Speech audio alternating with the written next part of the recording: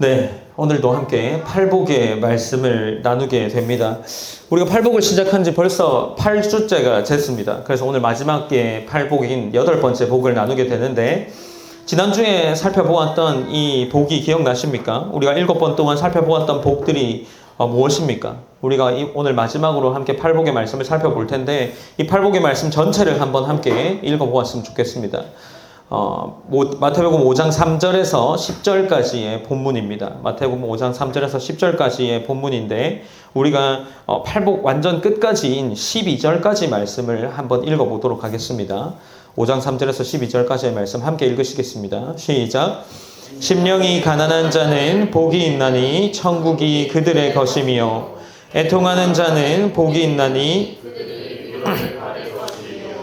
온유한 자는 복이 있나니 그들이 땅을 기업으로 삼을 것이요, 의에 줄이고 목마른 자는 복이 있나니 그들이 배부를 것이며, 긍휼히 여기는 자는 복이 있나니 그들이 긍휼히 여김을 받을 것이며, 마음이 청결한 자는 복이 있나니 그들이 하나님을 볼 것이며, 화평하게 하는 자는 복이 있나니 그들이 하나님의 아들이라 일컬음을 받을 것이며, 의를 위하여 박해를 받는 자는 복이 있나니 천국이 그들의 것임이라. 나로 말미암아 너희를 욕하고 박해하는 거짓으로 너희를 거슬러 모든 악한 말을 할 때에는 너희에게 복이 있나니 기뻐하고 즐거워하라. 하늘에서 너희의 상이 큼이라. 너희 전에 있던 선지자들도 이같이 박해하였느니라. 아멘. 네, 어떠십니까? 한 구절 한 구절을 살펴볼 때마다 우리가 나누었던 말씀들이 떠오르십니까? 그 말씀들이 여러분의 삶 속에서 어떻게 다가왔고, 그 말씀이 여러분의 삶에 어떻게 녹아서 구원의 열매로 나타나셨습니까? 앞서 여러 번 말했던 것처럼 이 팔복의 말씀은 세상에서 흔히 말하는 복과는 차이가 있습니다. 세상에서 복이라고 하면 보통 어떤 것을 이야기합니까? 재정적인 풍요나 건강, 자녀의 성공, 안정된 삶, 사람들로부터 인정받는 삶 같은 것들을 이야기하겠죠. 저 역시 여전히 그런 것을 복이라고 살아왔고, 지금도 여전히 그런 것들을 복이라고 생각을 합니다. 하지만 어떻습니까? 예수님께서 말씀하시는 이 팔복에서의 복 있는 모습은 조금은 다른 말씀을 하는 것 같습니다.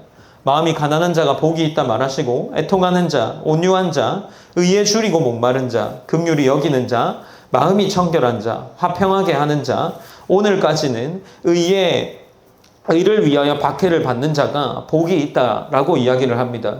솔직히 말하면 이상하기도 합니다. 이 팔복의 말씀을 처음에 들었을 땐 감동보다는 오히려 의문이 생기는 것 같습니다. 이걸 지키면 뭐가 달라질까? 정말 이게 복일까? 하는 생각이 들기도 합니다. 왜냐하면 말씀대로 산다고 해서 당장 눈에 보이는 유익은 크지 않은 것 같기 때문이겠죠. 오히려 세상에서 손해를 보는 경우가 더 많아 보이는 것 같습니다. 심지어 이 팔복을 읽다 보면 제가 팔복을 읽을 때마다 드는 말씀이, 이걸 지키면 주어진다고 하는 이 복들, 뭐 하면 복이 있나니 뭐가 될 것이다 라고 하는 이 복들도 복으로 느껴지는 것 같지 않습니다. 이 세상이 추구하는 복과 너무 다르기 때문에 팔복을 따라 산다는 것이 마치 삶을 역행해서 사는 것이 같이 느껴집니다. 그러나 성경은 여기서 이 팔복을 여전히 하나님께서 복이라고 선언하고 계시고, 이 복들이 우리가 억지로 지켜야 할 조항이 아니라는 것이 중요한 지점입니다.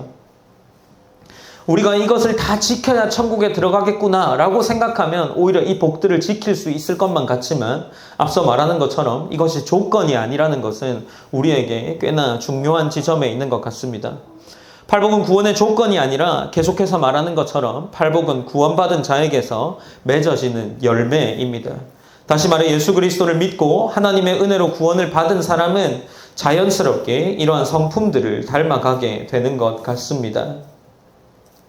이것은 억지로 따라가는 삶이 아니라 성령께서 내 안에서 빚어내는 삶의 모습이고, 그래서 이 팔복은 결코 인간적인 도덕 수양이나 인격 훈련의 목록으로서 얻을 수 있는 것이 아닙니다.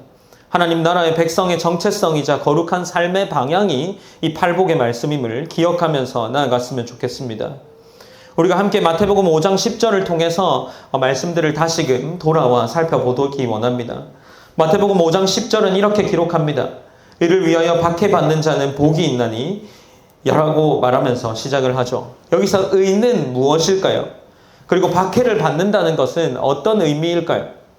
먼저 의라는 단어를 살펴보면 헬라어로 디카이오시네라는 단어입니다. 이 단어는 단순히 도덕적으로 착하고 바른 사람을 의미하지 않습니다. 하나님의 뜻에 맞게 살아가는 삶 전반을 가리키는 의미가 더 가까운 거겠죠. 의를 위하여 사는 삶이란 하나님의 기준대로 정직하게 살아가는 것, 말씀대로 순종하는 것, 불의한 길보다는 손해를 보더라도 의로운 길을 선택하는 것, 진리 앞에 타협하지 않는 삶이 의를 위하여 사는 삶이라고 할 수 있을 겁니다. 의를 따르는 삶의 모습을 떠올린다면 우리는 앞선 7가지의 복 있는 사람의 모습을 떠올릴 수 있지 않을까 싶습니다. 의를 위하여 사는 삶은 어떤 삶이겠습니까? 심령이 가난한 삶일 겁니다. 온유한 삶이고 의에 줄이고 목마른 삶이고 긍휼한 삶이고 마음이 청결한 삶이고 화평하게 하는 삶, 그런 것들을 의를 위하여 사는 삶이라고 할 수 있겠죠. 이 복을 실천하는 자, 그 복을 가지고 살아가는 삶은 오늘 본문처럼 어쩌면 박해를 받는 자리까지 나아가게 될지도 모르겠습니다. 의를 따르는 사람의 삶, 하나님의 의를 따라 산다는 것은 세상과 부딪힐 수밖에 없는 길일 수 있을 겁니다. 그리고 이제 이 의를 따라가는 삶은 하나님을 따라가는 삶이라고 나누었고, 그렇다면 박해를 받는 자라는 것은 어떤 의미를 가지고 있을까요? 이 박해는 디오코라는 동사입니다. 이 단어는 뒤쫓다, 따라가다 라는 의미도 동시에 가지고 있는데, 성경에서 이 단어가 사용될 때는 사람을 괴롭히고 집요하게 공격하는 문맥에서 사용됩니다. 사도행전 9장에서는 바울이 회심하는 장면이 기록되어 있죠. 이 본문에 보면 예수님은 바울에게 사울아 사울아 내가 어찌하여 나를 박해하느냐 라고 이야기를 하시는데, 이때 박해가 동일한 단어입니다. 그러니 바울이 이 그리스도인들을 어떻게 박해했습니까? 지속적으로 쫓아가서 박해를 했죠. 그러한 의미에서 사용되는 것이 바로 이러한 박해라는 겁니다. 그러니 예수님이 지금 말씀하시는 이 표현이 단순히 한 번 당하는 고난이 아니라는 겁니다. 이 단어가 사용된 문법을 확인할 때도 이를 이해할 수 있는데, 이 단어는 문법적으로 이미 박해를 받아왔고 지금도 그 박해가 계속 이어지는 그러한 고난의 상태를 나타내는 시제를 사용하고 있습니다. 즉 의를 위하여 박해를 받는 자라고 할 때 그 박해를 받는 것은 잠깐의 불편함이 아닌 지속적인 핍박과 고난을 의미한다는 거죠. 그렇다면 의를 위하여 박해받는 자라는 것을 함께 볼 때 어떤 의미로 이해할 수 있을까요? 의를 위해, 즉 하나님의 뜻대로 살고자 노력하다가 결국 세상에서 미움을 받고 따돌림을 당하고 때로는 조롱을 당하고 불이익을 감수하는 삶을 살아가는 사람, 예수님은 그런 사람들을 박해받는 자, 의를 위하여 박해받는 자라고 말씀하시고 그를 향하여서 복되다라고 이야기를 하는 겁니다. 본문의 바로 뒤 구절인 11절, 12절 우리가 한번 읽어보았는데 11절, 12절은 이렇게 기록하죠. 나로 말미암아 너희를 욕하고 박해하고 거짓으로 너희를 거슬러 모든 악한 말을 할 때에는 너희에게 복이 있나니 기뻐하고 즐거워하라. 하늘에서 너희의 상이 큼이라. 너희 전에 있던 선지자들도 이같이 박해하였느니라 라고 이야기를 하고 있는 겁니다. 하나님께서 이런 박해를 복되다라고 이야기하시면서 나아가고 있습니다. 살펴오고 있는 것처럼 마태복음 5장 10절에서는 하나님을 따라가는 삶을 살아갈 때 우리에게 지속적이고 꾸준한 박해가 있을 수 있다라는 것을 우리에게 말하고 있습니다. 그렇다면 그들이 받을 복은 무엇입니까? 그들이 받을 복은 5장 10절 후반부에 천국이 그들의 것임이라 라고 이야기를 하고 있습니다. 이 복은 첫 번째 복과 동일합니다. 심령이 가난한 자는 무슨 복을 받게 됩니까? 천국이 그들의 것이미요 라고 이야기를 합니다. 그러니까 지금 마태복음 5장 3절 시작점에 있는 복, 천국이 그들의 것임이라, 그리고 마지막 8복, 8번째 복에서 있는 이 복 또한 천국이 그들의 것임이라 라고 기록을 하고 있는 거죠. 천국이라는 복으로 시작해서 천국이라는 복으로 마무리되는 것이 이 8복입니다. 그러니 이게 의미하는 바가 무엇이겠습니까? 천국을 누리는 것이 이 8복을 사는 삶이라는 삶의 핵심이 되는 것이 아니겠습니까? 천국이 그들의 것임이라 라는 이 단어에서도 헬라어 시제는 우리가 주목해 볼 만합니다. 이 시제가 현재 시제로 기록되어 있다라는 겁니다. 그러니 어떻습니까? 우리가 천국이라는 것을 이야기할 때 이 천국은 미래에 우리가 누릴 것으로 생각하지만 우리가 지금 보고 있는 것은 미래에 주어지는 것이 아니라 우리 가운데 이 팔복을 실천하는 삶을 살아갈 때 이 천국은 현재에 주어진다라는 거죠. 심령이 가난한 자, 의를 위하여 박해를 받는 자, 지금 이 순간에도 우리가 하나님 나라에 속해 있고 하나님 나라의 사람이라는 겁니다. 그 사람은 이미 이 땅에서 하나님 나라의 시민권을 가진 사람이고 하나님 나라의 통치와 은혜 안에 살아가는 자라는 겁니다. 팔복 전체의 삶을 누리는 자의 삶의 모습은 천국이라는 겁니다. 단순한 위로나 보상 그 이상이죠. 예수님이 말씀하시고 계시는 겁니다. 너희가 지금 세상에서 가난한 마음으로 의를 위해 고난받으며 살아갈 때 너희는 지금 이 땅에서부터 이미 하나님 나라에 속한 자다. 그리고 그 나라는 너희의 것이다. 지금도 그렇고 영원히 그러할 것이다. 라고 이야기하는 겁니다. 얼마나 놀라운 복입니까? 세상은 박해받는 자를 실패하는 자라고 부르지만 예수님은 우리에게 무엇이라고 말씀하고 계십니까? 천국이 그들의 것이미요 라고 말씀하시면서 천국을 소유한 자가 박해를 받는 것이다 라고 이야기를 합니다. 그러면 우리는 어떤 소리에 귀를 기울여야 하겠습니까? 세상이 말하는 복에 귀를 기울여야 하겠습니까? 아니면 하나님이 말씀하시는 그 하나님을 따르는 삶이 주는 그 천국을 추구하는 삶을 추구하며 살아가는 것에 귀를 기울여야 하겠습니까? 사랑하는 성도 여러분, 계속해서 살펴보듯이 의를 위하여서 박해받는 자는 어떤 모습으로 나타나는지 우리가 또 생각해 볼 수 있지 않을까 싶습니다. 성경의 인물들을 통해서 이 삶을 살펴볼 수 있을 겁니다. 이 인물을 살펴보는 것으로 이 박해를 받고 천국이 그들의 삶인 것은 어떤 모습인지를 나누어 보고자 합니다. 첫 번째 인물은 스데반을 한번 생각해 봅시다. 사도행전 7장에서는 스데반에 대한 기록이 나오고 있습니다. 초대교회에서 스데반이라는 인물은 교회를 관리하는 사람으로 세워집니다. 성경은 그를 믿음과 성령이 충만한 인물로 표현을 하죠. 성경이 스데반이라는 인물의 삶 전체를 기록하고 있진 않지만 성경에서 기록된 그의 모습은 유대인들에게 예수가 그리스도이심을 전하는 모습이었습니다. 하지만 그 이야기를 들은 회당에 모인 사람들은 스데반의 이야기에 격분을 합니다. 거짓 증인들을 세웠고 스데반의 최후는 우리가 잘 아는 것처럼 돌에 맞아 죽게 됩니다. 그러나 그 가운데 스데반은 어떤 모습을 보게 됩니까? 스데반은 이러한 모습들로 나아갑니다. 그를 돌로 치는 자들을 향하여서 내 영혼을 받으시고 이 죄를 그들에게 돌리지 마옵소서라고 기도하는 모습을 보입니다. 그는 의를 위하여 복음을 전했지만 목숨을 잃는 박해를 받습니다. 그의 삶 전체의 모습은 우리가 알 수 없지만 우리가 그 스데반의 기록들을 볼 때 그가 의를 위하여서 박해를 받는 자라는 것은 알 수 있는 거죠. 그리고 성경은 이 사도행전 7장 55절에 보면 스데반이 이 가운데에 한 장면을 목격하게 되는데 그 장면을 이렇게 기록하고 있습니다. 사도행전 7장 55절입니다.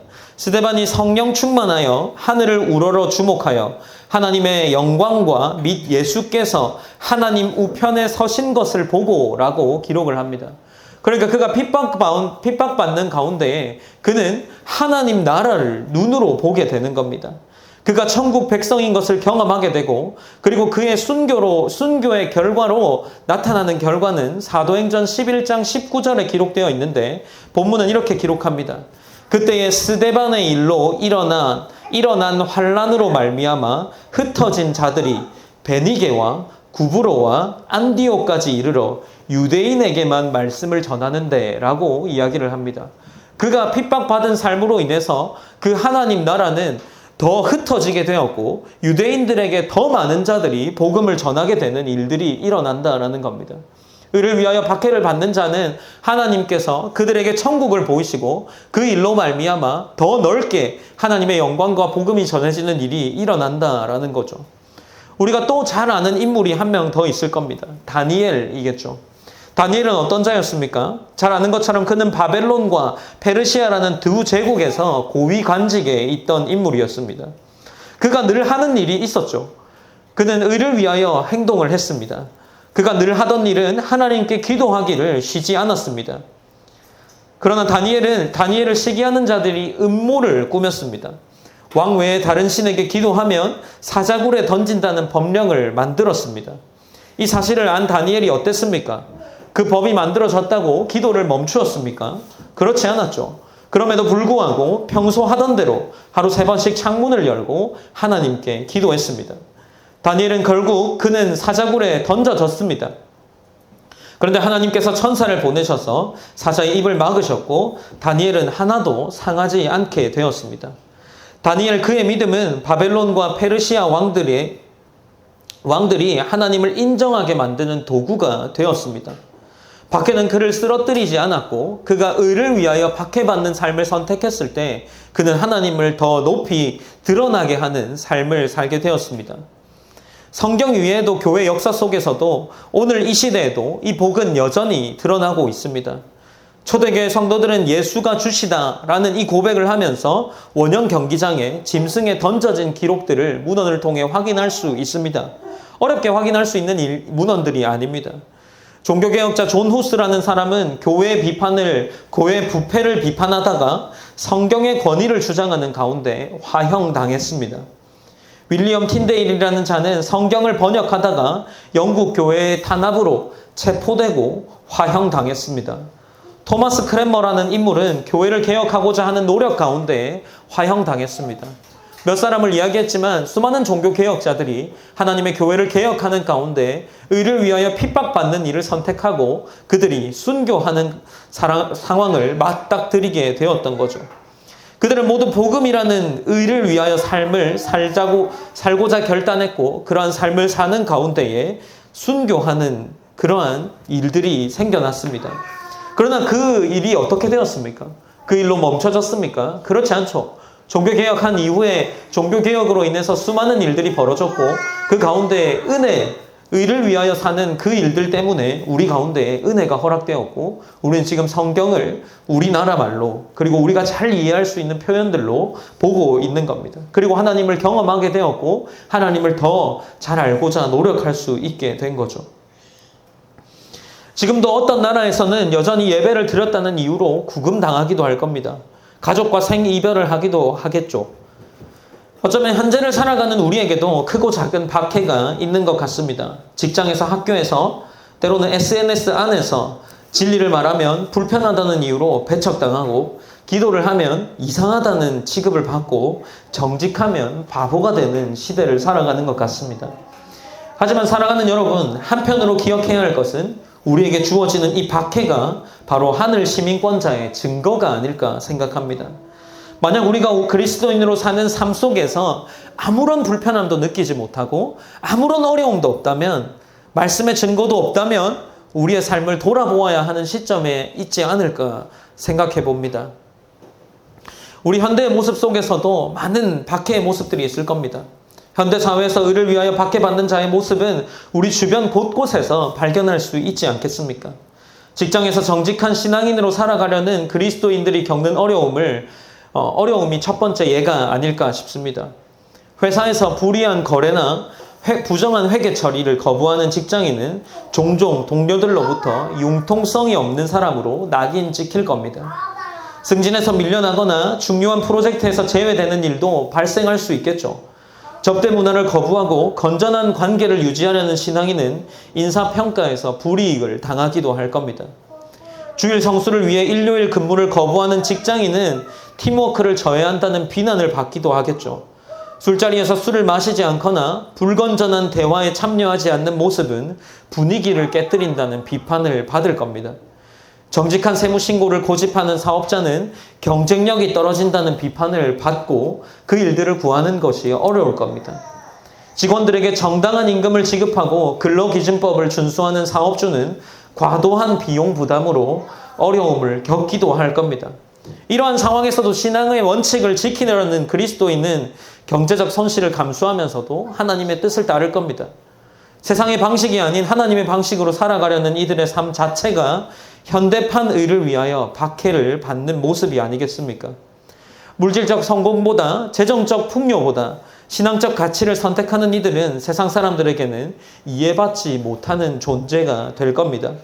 그러나 이들이야말로 마태복음 5장 10절에서 말하는 현실에서 실천을 하는 복된 자라는 겁니다. 직장에서의 작은 타협들을 거부하며 진리편에 서는 것, 이것이 현대 그리스도인의 이 겪는 박해의 시작입니다. 하나님의 자녀로서의 정체성을 지키기 위해 세상의 인정을 포기하는 용기가 어쩌면 현대적인 순교의 모습일지도 모르겠습니다. 이뿐이겠습니까? 가정과 사회 관계에서 신앙으로 인해 겪는 박해가 가장 아프고 깊은 상처가 남는 영역이 아닐까 싶습니다.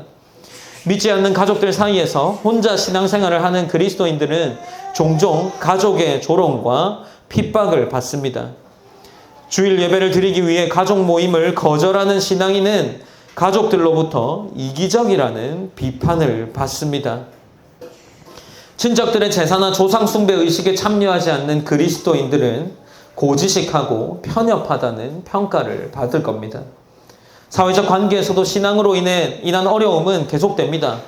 동네 사람들과의 관계에서 술자리나 여러 가지 일들을 거부하면 사교성이 부족하다는 시선을 받을지도 모르겠습니다. 직장 동료들과의 회식에서 건전한 대화만 나누려는 모습은 분위기를 망친다는 원망을 듣게 됩니다.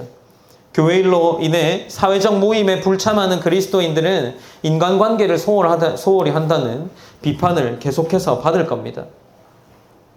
우리는 세속적인 가치관과 다른 삶의 우선순위를 가진 그리스도인들은 자연스럽게 사회로부터 소외되는 경험을 할지도 모르겠습니다. 이러한 가정과 사회에서의 고립은 현대 그리스도인의 겪는 가장 일상적인 박해의 형태일지도 모릅니다. 이런 어려움 가운데서 신앙의 원칙을 사는 것이 여러분에게 구별된 삶의 거룩의 모습일 겁니다. 또 하나의 예를 들어보고자 합니다. 제가 요즘에 고민하는 한 부분이기도 합니다. 그리스도인 교사가 있다고 한번 생각을 해봅시다. 그리고 그리스도인 학생들이 겪는 박해는 또 다른 현실적인 모습이 아닐까 생각을 해봅니다. 진화론만을 절대적으로 가르치라는 압력 속에서 창조론적 관점을 제시하려는 교사들은 학교의 제재를 받을 겁니다. 성평등이라는 명목하에 성경의 가치관과 상충되는 내용을 가르치도록 강요받는 교사들의 고민은 깊어질 것 같습니다. 동성애를 정상적이고 자연스러운 것으로 받아들이라는 사회적 압력 속에서 성경의 가르침을 고수하고자 하는 교사들은 차별주의자라는 낙인을 받습니다. 학생들에게 절대적 진리보다 상대주의적 가치관을 심어주라는 교육과정 속에서 하나님의 말씀을 기준으로 가르치려는 교사들은 시대에 뒤떨어지는 교사처럼 보여질 겁니다. 제가 이전에 다른 교회에서 사역을 할 때 한 청년이 면접을 하러 간다고 합니다. 꽤 좋은 회사라고 하더라고요. 그 회사에서 제가 이런 질문을 했습니다. 만약에 동성애를 찬성하지 않으면 우리 회사에 들어올 수 없다라고 이야기를 하면 형제님 어떻게 하시겠습니까? 라고 물어보니까 마음과 뜻이 조금 다를 것 같다. 왜냐하면 또 직업을 구하는데 꽤 긴 시간이 걸렸던 친구거든요. 마음과 내 믿음이 지키는 걸 좀 다르게 표현하면 안 되냐, 뭐 이런 이야기들을 하는 것들을 실제로 경험했습니다. 우리 사회는 어쩌면 이런 신앙의 선택의 기로들을 많이 만들고 있지 않나 싶습니다. 여러분은 어떻게 할 수 있으시겠습니까? 어쩌면 우리 가운데에 있는 이런 교육 현장 혹은 우리 삶 속에 놓여진 여러 가지의 모습 속에서 신앙의 길을 선택한다는 것은 이제 진짜 어쩌면 박해로 나타날지도 모르겠습니다. 진리의 편에 서서 여러분들은 어떤 모습으로 살아가시겠습니까? 현대 교육 현장에서 벌어지는 이러한 갈등 속에서 우리는 진정한 의를 지켜나가야 하지 않겠습니까? 사랑하는 성도 여러분, 세상의 철학이 아닌 그리스도의 지혜로 우리가 삶을 살아가야 한다는 것에 동의하지 않는 분은 없을 겁니다. 우리가 이 모습을 지켜나가는 것이 오늘날 우리가 막 목격하고 우리가 경험하게 되는 어쩌면 현대적인 순교일 겁니다. 예수님께서 천국이 그들의 것이미요 라고 선언하셨지만 우리가 현재에서 누리는 천국은 어쩌면 우리가 기대하는 모습이 아닐지도 모릅니다. 의를 위하여 박해를 받는 자에게 천국은 미래의 상급으로 주어져 있다고만 생각할지도 모르겠습니다. 그러나 우리가 기억해야 하는 것은 세상에서 거부당하고 배척당할 때마다 하나님 나라의 시민권이 더욱 분명해진다라는 겁니다. 세상 사람들이 이해하지 못하는 가치관으로 살아갈 때 우리는 이미 다른 나라, 곧 하나님의 나라에 속해 있음을 확신하게 될 겁니다. 박해는 결코 우연이 아니며 하나님께서 허락하신 특별한 은혜의 통로입니다. 세상과 구별된 삶을 살기 때문에 받는 고난은 우리가 하나님의 자녀라는 가장 확실한 증거일지도 모릅니다. 의를 위한 고난은 우리의 시민권이 하늘에 있음을 증명하는 하나님의 인장과도 같을 것이고, 세상이 우리를 거부할 때 하나님께서 우리를 받아주시고, 세상이 우리를 미워할 때 하나님께서 우리를 사랑하신다는 것을 경험하게 하는 더 은혜의 자리에 서 있게 하는 것일 겁니다. 박해받는 순간이야말로 우리가 진정 하나님 편에 서 있는 것을 보여주고 축복을 누리는 시간입니다. 어쩌면 천국 백성 DNA라는 것이 우리 안에 흘러야 세상과 마찰이 생기고 충돌이 일어날 것이기 때문이겠죠. 우리는 기억해야 합니다. 하나님 나라의 시민이 되는 것은 세상에서 가장 큰 특권이자 영광이라는 것을요. 세상 사람들이 추구하는 물질적 성공이나 인간적 인정보다 훨씬 더 큰 가치를 소유한 자들임을 기억해야 합니다. 의를 위해 박해받는 것은 하나님의 성품에 참여하는 것이며 그리스도의 고난에 동참하는 영광스러운 일입니다.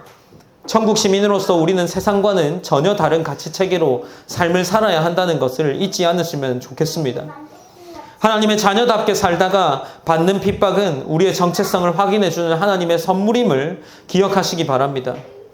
세상 권세가 아무리 위협해도 굴복하지 않는 담대함이야말로 하나님 나라의 백성의 표지입니다. 의를 위하여 손해를 감수할 수 있는 이유가 무엇입니까? 이 땅에서의 것보다 더 큰 것을 소유하고 있는 믿음이 있기 때문입니다. 천국 시민의 책임은 이 땅에서 하나님 나라의 가치를 실현하며 사는 것입니다. 박해를 두려워하지 않고 진리를 선포하는 것이 천국 대사로서의 사명입니다. 세상 사람들에게 참된 소망이 무엇인지를 보여주는 것이 우리 거룩함의 의무입니다. 의를 위하여 박해받는 것은 우리에게 고난이 아닌 복임을 깨달아야 합니다. 세상이 주는 복과 하나님이 주시는 복은 근본적으로 다르다는 것을 이해하고 받아들이고 믿어야 할 겁니다. 박해받는 것을 복이라고 하신 예수님의 말씀은 우리의 상식으로 이해할 수는 없지만 역설적인 진리입니다. 역설 속에 하나님 나라의 신비로운 법칙이 숨어 있고, 의를 위해 고난을 받을 때 우리는 그리스도와 더 깊은 교제를 하게 될 겁니다. 어쩌면 우리가 오늘 나누는 이 성찬식은 이 진리를 확증해주는 좋은 예식의 시간일 겁니다. 주님께서 우리를 위해 받으신 궁극적인 박해, 곧 십자가의 고난을 기억하는 시간입니다. 떡을 떼며 우리는 주님의 몸이 우리를 위해 찢어지심을 기억해야 합니다. 포도주를 마시며 우리는 주님의 피가 우리를 위해 흘려졌음을 기억해야 할 겁니다. 주님께서 받으신 박해와 고난이야말로 의를 위한 최고의 희생이었습니다. 그 고난에 연합하는 것이 우리가 오늘 참여하게 되는 성찬인 거죠. 성찬에 참여할 때마다 우리는 주님의 고난에 동참하는 영광을 누리게 됩니다. 우리가 받는 작은 박해들이 주님의 큰 고난과 어떻게 연결되어 있는지를 깨닫는 시간이 되기를 바랍니다. 성찬의 떡과 포도주는 의를 위한 고난이 얼마나 복된 것인지를 증명해 줍니다. 주님과 함께 고난받는 자가 주님과 함께 영광 받을 것이라는 약속을 우리가 성찬식을 통해 경험하게 될 겁니다. 우리는 이제 성찬상 앞에 나아가게 되겠죠. 의를 위해 박해받는 모든 성도들은 주님께서 이 거룩한 성찬의 자리로 초대하고 계십니다. 세상에서 거부당하고 소외받았지만 하나님의 가족으로 받아들였던 우리가 함께 모였습니다. 직장에서, 학교에서, 가정에서 신앙으로 인해 어려움을 겪었던 모든 분들이 이 자리에 함께하고 있을 겁니다. 진리를 위해서 손해를 감수했던 분들, 의를 위해 오해받고 비난받았던 분들이 한 가족이 되었습니다. 성찬상은 세상에서 흩어져 각각 고군분투하던 우리를 하나로 보게 하는, 하나됨을 확인하는 은혜의 자리임을 또한 기억해야 할 겁니다. 주님의 피를 마시며 우리는 같은 생명으로 연결된 가족임을 확인하시기 바랍니다. 박해 중에 의로웠던 마음들이 이 거룩한 교제를 통해 위로받고 격려받게 됩니다. 혼자가 아니라는 것, 같은 길을 걸어가는 동역자가 있다는 것을 성찬을 통해 체험하시고 세상이 우리를 미워할지라도 예수님께서 우리를 사랑하신다는 확신을 떡과 포도주를 통해 받으시기 바랍니다. 의를 위한 박해가 결코 헛되지 않는다는 것은 성찬의 은혜를 통해 경험하시기 바랍니다. 천국이 우리의 것이라는 약속이 이 성찬상에 현실이 되어 우리에게 임하고 연합될 것을 기억하며 나아가길 원합니다. 우리가 함께 성찬의 자리로 나아가시겠습니다.